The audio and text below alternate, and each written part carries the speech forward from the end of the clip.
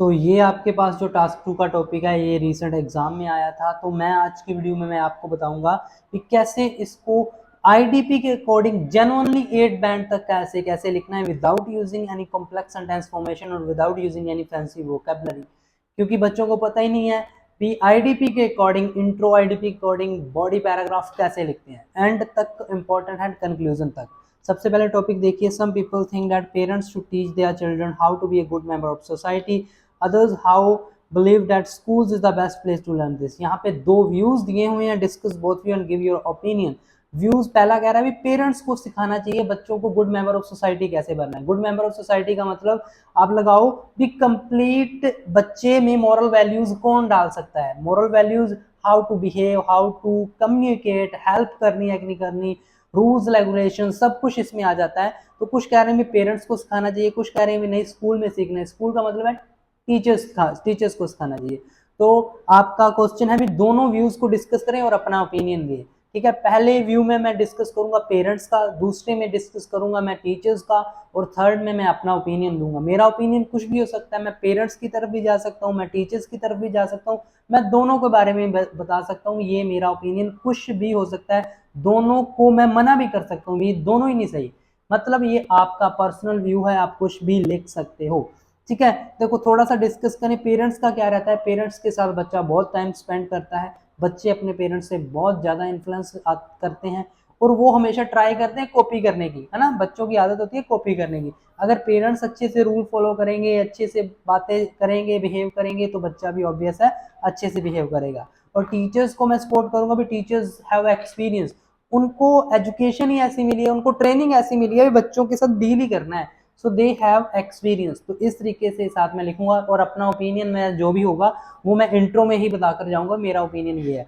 तो सबसे पहले देखिए क्या सीन रहता है। सबसे पहले बहुत सारे बच्चे इंट्रो जब स्टार्ट करते हैं जर्नल लाइन वगैरह डाल देते हैं, जो कि बिल्कुल गलत है। जर्नल लाइन और मेमोराइज थेसिस, मेमोराइज थेसिस भी डालते हैं। मेमोराइज थेसिस मतलब I will going to explain in upcoming paragraph, I am going to explain this in upcoming paragraph, वो मेमोराइज है। सो अकॉर्डिंग टू आईडीपी अगर जनरल लाइन और ऐसी मेमोराइज चीजें आप लिखते हो, that are totally band, and you will get 0 band in task response. आप ये चीज मैं नहीं, आईडीपी कह रही है, आप बैंड डिस्क्रिप्टर खोल कर देख सकते हो कि आपके 0 बैंड कहाँ पे आएंगे अगर आपने मेमोराइज कंटेंट लिखा होगा बैंड डिस्क्रिप्टर में।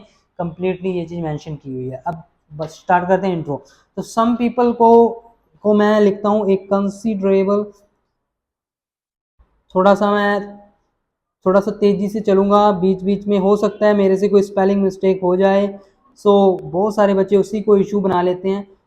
ठीक है, कोई दिक्कत नहीं है, be positive.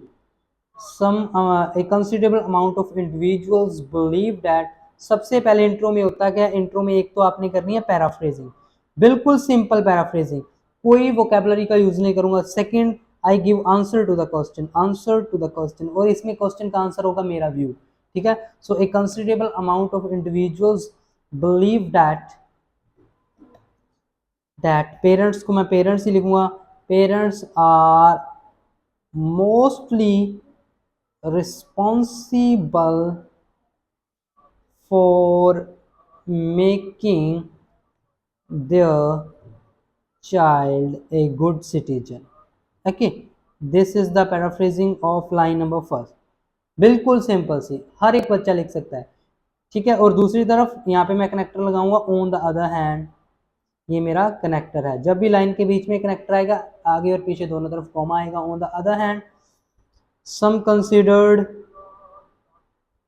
some consider that teachers play a more significant role for that। That's it। अब पैराफ्रेजिंग हो चुकी है। अब answer to the question, answer में मैं अपना ओपिनियन देके जाऊंगा। तो मैं पेरेंट्स की तरफ जा रहा हूं। सो अकॉर्डिंग टू मी,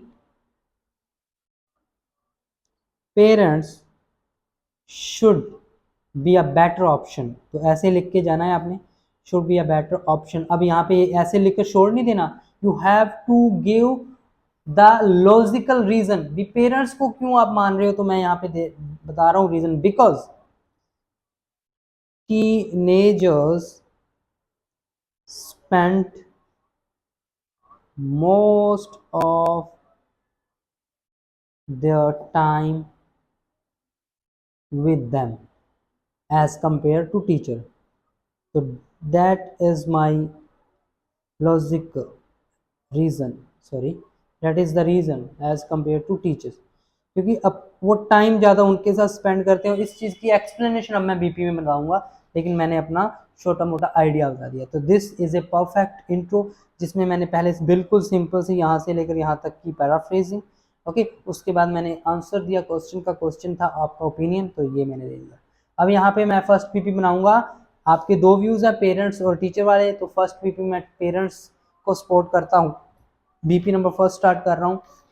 तो अकॉर्डिंग टू आईडीपी, कोई आपने कनेक्टर के साथ, कोई आपने फालतू की लाइन के साथ there are the many reasons ऐसे नहीं स्टार्ट करना, टू बिगिन कमेंट्स से नहीं स्टार्ट करना, डायरेक्टली टू द पॉइंट से स्टार्ट करूंगा। देखिए, the main reason of supporting the guardians. तो गार्डियंस को सपोर्ट करने का मतलब पेरेंट्स को सपोर्ट करने का मेरा मेन रीज़न है। किस लिए? To make their children, support किस लिए कर रहा हूँ, प्रॉपर बताकर जाना पड़ेगा पहली लाइन में, children a good member of society. तो यहाँ पर मेरा पॉइंट अब आएगा, क्या है, is more influence, is more influence of them on their kid. ठीक है, जैसे कि मैंने आपको कहा था वो ट्राई करते हैं कॉपी करने की, तो वही चीज़ यहाँ पर मैं एक्सप्लेन करूँगा। अब यहाँ पे मैं एक्सप्लेनेशन देने जा रहा हूँ। मैं हमेशा कहता हूँ point is not a problem, problem है एक्सप्लेनेशन। अगर अच्छे से एक्सप्लेन करना आ गया आपको, you will be successful in your IELTS writing. ठीक है, तो मैं एक्सप्लेन कर रहा हूँ, मैं कोई कनेक्टर नहीं लगा रहा अभी तक। सो दिस मीन्स डैट अब मैं इस चीज़ को ऐसे एक्सप्लेन कर रहा हूँ।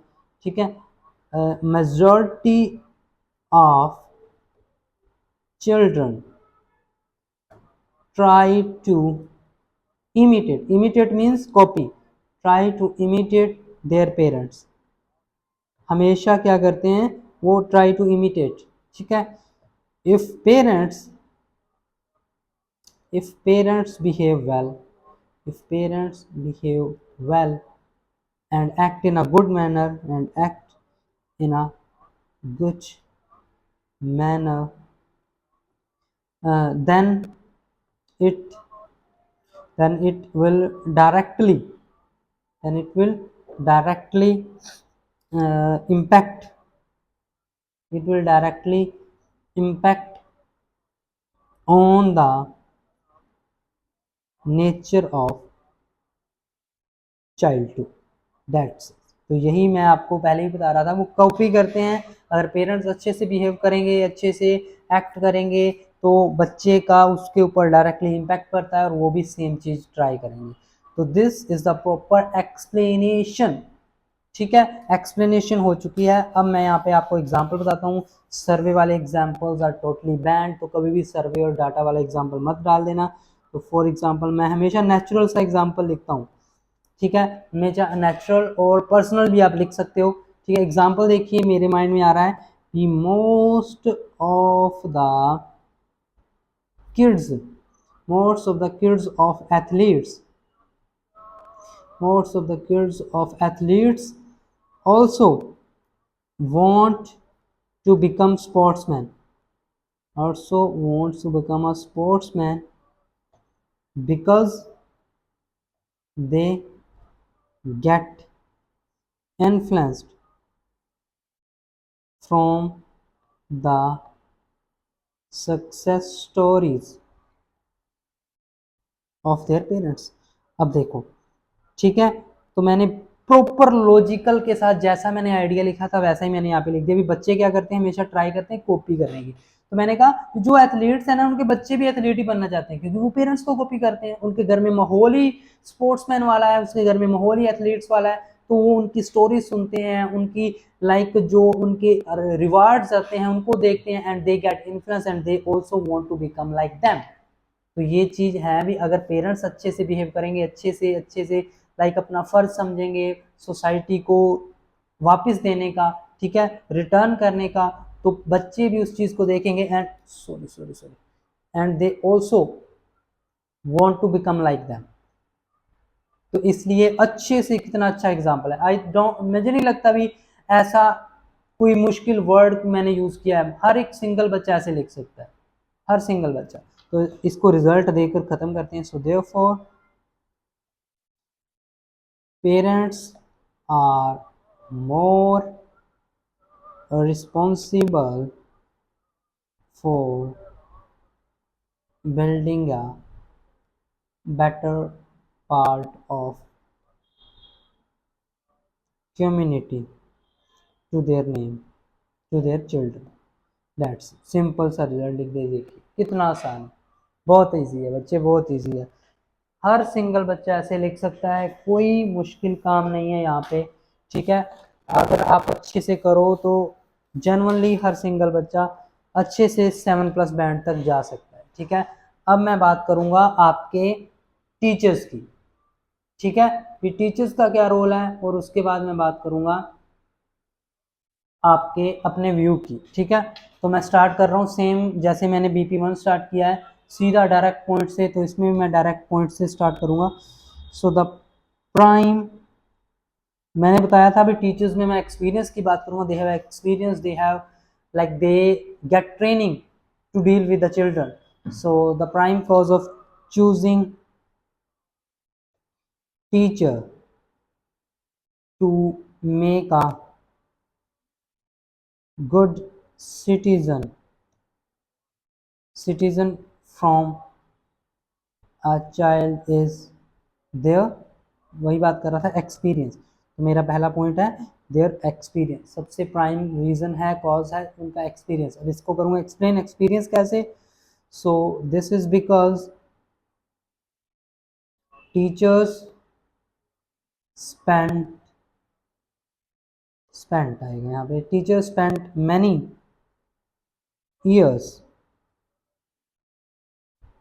in studying how to deal with children। उन्होंने अपनी ज़िंदगी के कई कई साल अपनी ज़िंदगी की इसी चीज़ में बिताए हैं, अभी बच्चों के साथ डील कैसे करना है, बच्चों के साथ डील कैसे करना है, ठीक है। इसके अलावा अपार्ट फ्रॉम इट, ये आपका कनेक्टर है, कनेक्टर से पहले और बाद में कॉमा आएगा, अगर बीच में कनेक्टर लगेगा। They also get training to build a better individuals in their community. इसके अलावा उनको ट्रेनिंग इस चीज़ की मिलती है कि अच्छे गुड सिटीजन्स को बनाना, भी बच्चों को कैसे पॉलिश करके एक अच्छा मेंबर ऑफ सोसाइटी बनाना, उनको ट्रेनिंग इस चीज़ की मिलती है, ठीक है। इसके अलावा स्कूल्स क्यों बेटर है, मोर ओवर, देखो स्कूल्स में एक माहौल होता है, बच्चे कोई भी चीज़ है आप घर में अच्छे से याद नहीं कर पाते, जो आप स्कूल में सीख लेते, because they have environment. So more over educational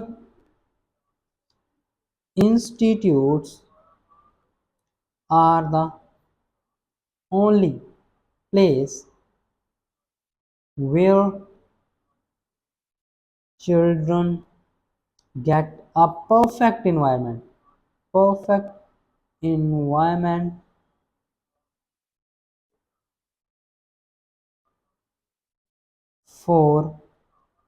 getting the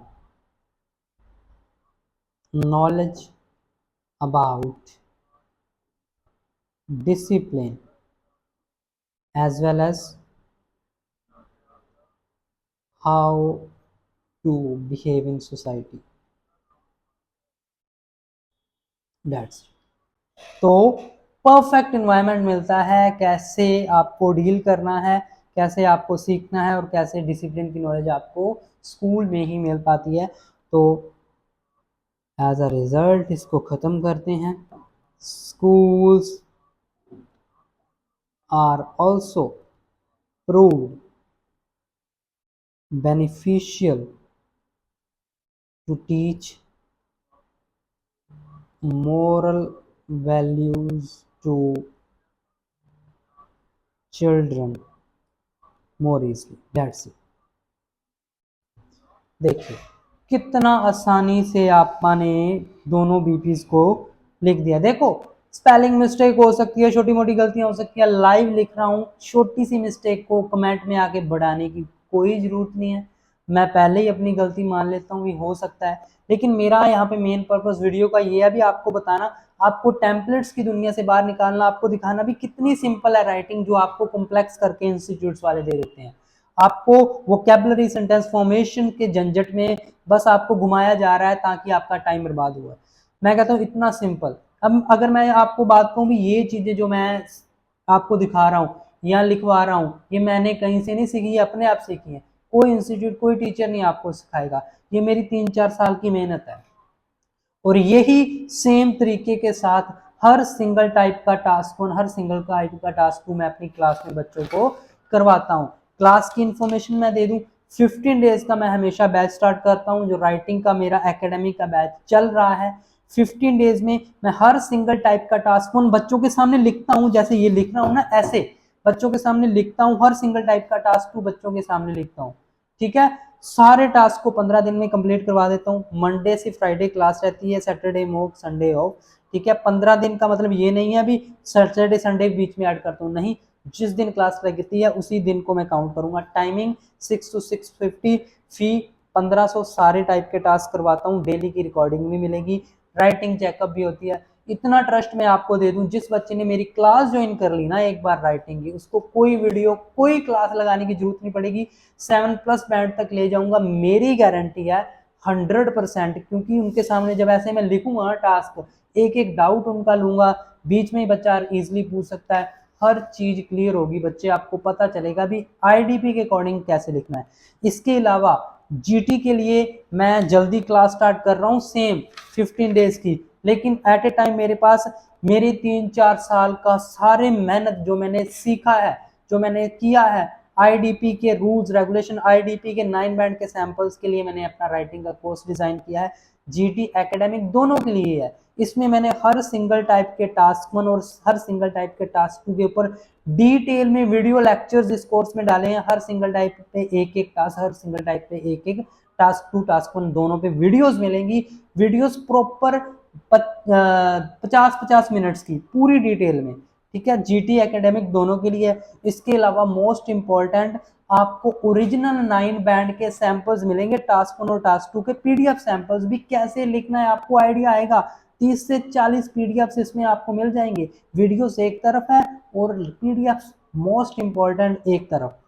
vocabulary के नोट्स मिलेंगे। मेनली ये कोर्स राइटिंग के लिए, लेकिन फिर भी मैंने एग्जाम लेवल की रीडिंग लिसनिंग के पीडीएफ इसमें डाल दिए। कोर्स की प्राइस है 1000। जितने भी बच्चों ने ये कोर्स किया है 100% रिजल्ट है, सबको ये वर्थ लगा है। मेरे पास फीडबैक्स पड़े हैं, आप देख लेना। स्पेशली जिन बच्चों ने वर्क परमिट और पीआर की फाइल्स अप्लाई करनी है, उनको जीटी का कोर्स चाहिए था, तो जीटी का राइटिंग का कोर्स मैं आपको मेरे ट्रस्ट पे रेकमेंड करूंगा। बच्चे एक बार अगर आपने ये कोर्स बाय कर लिया, आपको राइटिंग की दिक्कत नहीं आएगी। मेरे ट्रस्ट पे एक बार ये चीज बाय करके देख लो। क्लास जितना इफेक्टिव है, जो बच्चे कह रहे हैं सर मुझे क्लास लेनी है या कुछ भी, चाहे आप क्लास लो चाहे कोर्स लो, लेकिन इफेक्टिव सेम ये उतना ही है। लाइफ टाइम का एक्सेस आपको मिल जाएगा। ठीक है, आप डाउनलोड्स भी कर सकते हो इसमें सब कुछ। ठीक है, तो ये चीजें आपको यहाँ पे हैं। तो नेक्स्ट अब करते हैं आपका बीपी। नेक्स्ट है आपका मेरा आ जाएगा ओपिनियन। ठीक है, देखो बीपी की लेंथ काफी बड़ी है अपनी, तो मैं ओपिनियन पे ज्यादा टाइम नहीं वेस्ट करूंगा, मतलब ज्यादा लंबा नहीं खींचूंगा ओपिनियन, क्योंकि पहले ही अपना बीपी काफी बड़े हो चुके हैं। तो 2-3 लाइंस में मैं अपना ओपिनियन देके टास्क को खत्म करता हूँ, कंक्लूजन पर आऊंगा। सो आई, ठीक है, एक चीज मैं बताना भूल गया, अभी जिस बच्चे को भी राइटिंग का कोर्स और राइटिंग की क्लास चाहिए, ऊपर नंबर दिया हुआ है, ये नंबर है, इस पे सिर्फ व्हाट्सएप मैसेज कर देना। व्हाट्सएप मैसेज, कोर्स चाहिए कोर्स, क्लास चाहिए क्लास, ऊपर भी नंबर आपके चल रहा होगा। तो जल्दी जल्दी मैं बीपी को खत्म करता हूँ। सो आई बिलीव, सो अपना ओपिनियन है तो आई, अकॉर्डिंग टू मी ऐसा वर्ड लगेगा। सो आई बिलीव दैट, मैंने कहा था मैं पेरेंट्स को सपोर्ट कर रहा हूँ, तो अब सेम चीज पेरेंट्स वाले बीपी में लिखी थी, अब सेम यहाँ पे नहीं रिपीट करनी, आपको कुछ अलग लिखना पड़ेगा। अगर मैंने पेरेंट्स वाले बीपी में ये लिख दिया, they have more influence, they try to copy, तो सेम चीज आप यहाँ पे नहीं लिख सकते, थोड़ा बहुत आपको लिखना पड़ेगा जो अलग होगा। So parents are So I believe that parents are able to teach their kids more easily, as मैंने जैसे बताया ना, as they know about the capability of their child, as well as best way to teach, और उनको teach करने का भी तरीका ज़्यादा अच्छे से पता है as compare to teachers, as compare to teachers. That's इसके अलावा थोड़ा सा मैं और लिख देता हूँ, माइंड में आ रहा है। सो फर्दरमोर, जब सेकंड पॉइंट शुरू होता है कनेक्टर लग गया, furthermore children also get interacted with their mother and father, and father more quickly rather than tutors, जिससे क्या होता है, which helps to grab things more quickly, more easily। ठीक है, अब वो अपने पेरेंट्स के साथ ज़्यादा कनेक्टेड है तो उनसे अच्छे से सीख पाएंगे, ठीक है, उनसे अच्छे से इंटरेक्ट कर पाएंगे। कई बार कई बच्चे डरते रह जाते हैं, ठीक है, तो यही चीज़ है, ये चीज़ आप मान के चलो भी आपको सेम चीज़ नहीं लिखनी जो आपने पेरेंट्स वाले में लिखी है, थोड़ा बहुत मोल्ड करके आपने यहाँ पे लिखना है, तो लिखना बिल्कुल सिंपल है। तो मैंने आपको दिखा दिया कि कितना सिंपल है एक टास्क 2 को लिखना, आपको उलझाया जा रहा है बच्चे। तो कंक्लूजन में कभी भी to recapitulate in a nutshell ऐसे वर्ड नहीं डालें। आईडीपी के अकॉर्डिंग कंक्लूजन, टू कंक्लूड और इन कंक्लूजन, दो ही वर्ड ऐसे हैं जो आपको अच्छे से कंक्लूजन को स्टार्ट करने हैं। सो ऑल्दो जो पॉइंट्स ऊपर लिखे हैं वही पॉइंट्स नीचे, ठीक है, ज़्यादा आपको यहाँ पे सजेशंस देने की जरूरत नहीं होती। सो पेरेंट्स हैव मोर, मैंने जो ऊपर लिखा था वही नीचे लिख रहा हूँ, parents have more influence on their kids than teachers, ठीक है। और उसके अलावा however teacher have more experience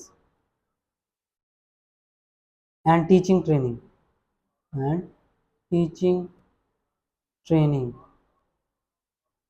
to teach